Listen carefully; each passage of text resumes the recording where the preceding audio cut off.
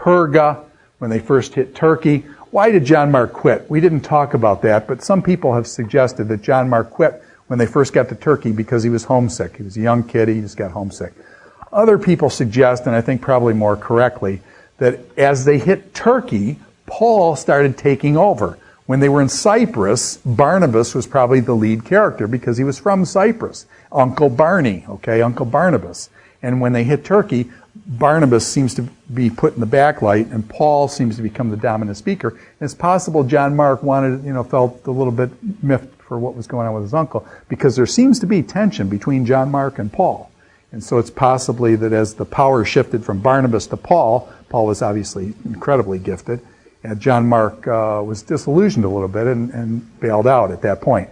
So a couple possible reasons for why, we don't know, obviously. I just was suggesting that as terms of his quitting and stuff. And then how do you react? How do you react when somebody betrays you? And I think some of this is with Paul. John Mark seemed to have betrayed them and bailed out on them when they would get into, Paul's going to be stoned almost to the point of death. And trust is really hard to rebuild. Once somebody's betrayed you, you can't just say, I forgive them, just boom, I forgive them. And trust has to be reestablished. Trust takes time. They go up to Antioch in Pisidia. We said they go into the synagogue. They always seem to start first with the synagogue. The second week, third week, the Jews become jealous. And this at Antioch is where they turn to the Gentiles then and start proclaiming the gospel to the Gentiles. Which, by the way, that proclaiming of the gospel to the Gentiles is going to be the focus of the Jerusalem Council in 50 AD. Do the Gentiles have to become Jews to become Christians, or can the Gentiles go straight into Christianity? In other words, do they have to be circumcised? So, how does jealousy creep into a church? Into a synagogue, into a church, jealousy is a big thing. And, okay. Now, Iconium, they proclaim the gospel. There's belief, there's unbelief, and there's a plot. And this plot at Iconium, as we said, led to them fleeing. And there is a time to flee. They get to Lystra. He heals the cripple at Lystra. They're made gods. Zeus is Barnabas and Hermes is Paul. They're made gods at Lystra. And then what happens? They're stoned almost to the point that they think Paul is dead and left for dead. And so Lystra is last up. But Timothy, on the second missionary journey, Timothy will come from Lystra. Timothy's father will be Greek. His mother's Jewish. And it just shows the fickleness of public opinion. And then Derbe, the concluding thing is many hardships to enter into the kingdom of God. And so that's the first missionary journey. Why does the kingdom go through hardships? Jesus, by the way, is crucified. And so suffering, there's this connection between suffering and growing. And somebody says, how do you know when a person's maturing and stuff like that? There's a connection between suffering and maturity. And it occurs everywhere. I think Socrates said, suffering brings knowledge. Ecclesiastes 1:18, one of the verses I hate in the Bible, it says basically the only way you get wisdom is basically through suffering, and it's tough. So what does that mean to marketing Christianity? We market Christianity on success, and you follow Christ and your life will go well and things. That's not necessarily true. Paul will end up beheaded, and Peter will end up crucified upside down. You'd be a follower of Christ, where does it lead you? It leads you to the cross, okay? The cross is where we're destined, not necessarily to wealth. So this is the first missionary journey then, basically sweeping Cyprus and into this lower Galatia, southern Galatian area here. This is the first missionary journey, 48 to 49, just prior to the Jerusalem Council. Now, the Jerusalem Council, we've talked about it, and now let's actually just add some details to this Jerusalem Council and what's going on here. Okay. Basic question. How are the Gentiles accepted into the church? Okay. Do the Gentiles have to become Jews first? The early Christians were all Jewish, so they were all circumcised. So if you're a Jew and you become a Christian, no problem. But if you're Gentile, you're not circumcised. So they have to be circumcised first to become Christians. So there was a big debate over this, frankly, in the early church, and that's the Jerusalem Council. They decide, or can the Gentiles become Christians without becoming Jewish first? That is, no circumcision and eating the things and that. What are the basics for one becoming a Christian? What must you do? And I love this verse over in Acts 16. We're going to see it on the second missionary journey, where the Philippian jailer says, "What must I do to be saved?" And Paul says, "Believe on the Lord Jesus Christ, and you shall be saved."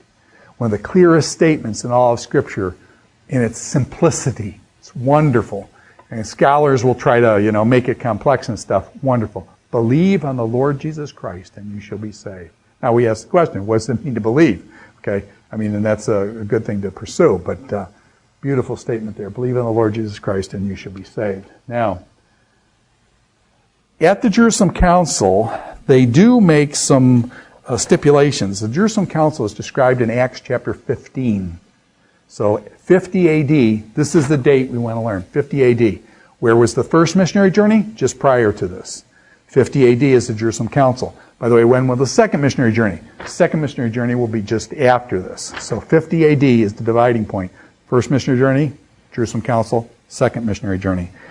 And it says here in chapter 15 of the book of Acts, unless you are circumcised, according to the custom taught by Moses, you cannot be saved. Some people were saying, no, we believe it is through the grace of our Lord Jesus Christ that we are saved just as they are. And so basically they were told that they didn't have to do that. There was a few things they gave them that they had to do. And the things that they had to do was basically no blood. And it wasn't necessarily these things were things for salvation, but it was just okay, if the Gentiles and the Jews are going to come together into one body, the church, there's certain things that are offensive to Jewish people. And you shouldn't be doing these things just out of courtesy to the other people in the church. One of them is no blood. Jews were not allowed to do the drink blood or anything like that. Sexual immorality, largely Gentiles had a lot of problem in this regard, and so sexual immorality just makes it explicit. The Old Testament makes it explicit, no adultery and that kind of thing as well, but they just reiterate this. And then no idol meat, no eating of meat offered to idols, and that will come under some scrutiny later on in the book of Corinthians. And so these things were specified. Largely, they did not have to be circumcised, but they said in order for the community, no blood, no sexual immorality, and no idol meat. So Paul writes then, possibly, there's debate over when this book of Galatians is written. But okay, so the first missionary journey, Paul turns to the Gentiles. He goes back to Antioch. Peter and things have the Jerusalem Council in 50 AD. And then Paul is going back on the second missionary journey here. But before he does, he possibly writes the letter of Galatians as his first letter. Now, my good friend Dave Matthewson thinks that Thessalonians were actually written first, and Galatians was written a little later. There's debate on this, and so to be honest with you, there's better scholars than I, and Dave is one in the New Testament there, and it says 1st, 2nd Thessalonians were first, and whatever Galatians, I would put right now. In other words, that Paul's done the first missionary journey. The Jerusalem Council has made their decision, and Paul then writes the letter to the Galatians in southern Galatia there, writing to the people that he went to on the first missionary journey. So you have the first missionary journey, Jerusalem Council, and then Paul writes Galatians. And so as we go through this, we're going to note when many of the epistles are written. And so this Galatians will be written first. Now, second missionary journey. They come up from Jerusalem to go back to Antioch, because as we said, all three missionary journeys of Paul all start Antioch. So he's going to go to Antioch again. And I'll tell you what. I think why don't we break at this point, and then we'll pick up the second missionary journey, and we'll do the second and third missionary journey, and then the three trials of Paul before Felix, Festus, and Agrippa. We'll catch that in the next hour. Okay, so this will be the second missionary journey, and we'll pick up that next. Okay, thank you.